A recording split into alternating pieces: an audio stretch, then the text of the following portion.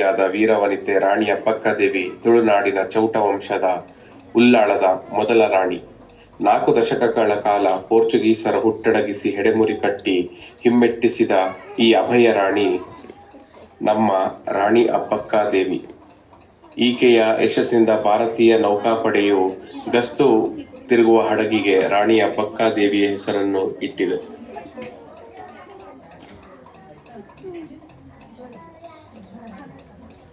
ಲಕ್ಷ್ಮಪ್ಪ ಅರಸ ಮತ್ತು ರಾಣಿ ಅಬ್ಬಕ್ಕದೇವಿ ನಡುವೆ ಸಂದೇಶ.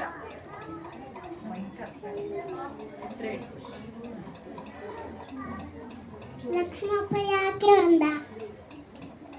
ರಾಣಿ, ಮಹಾರಾಣಿ, ಉಳ್ಳಾಳದ ಅರಸಿ ಅಬ್ಬಕ್ಕದೇವಿ, ನೀವು ಪೋರ್ಚುಗೀಸರಿಗೆ ಯಾಕೆ ಕಪ್ಪ ಸಂದಾಯ ನೀಡಿಲ್ಲ?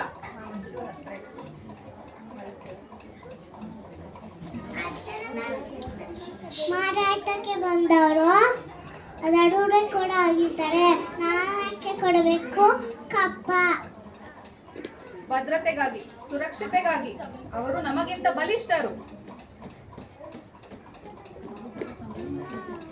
ನಾವು ಭಾರತಗಳು,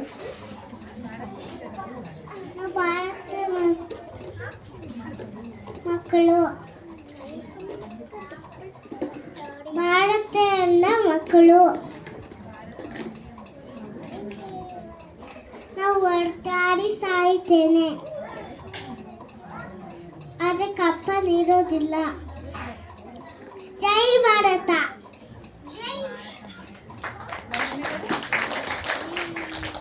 ಧನ್ಯವಾದಗಳು.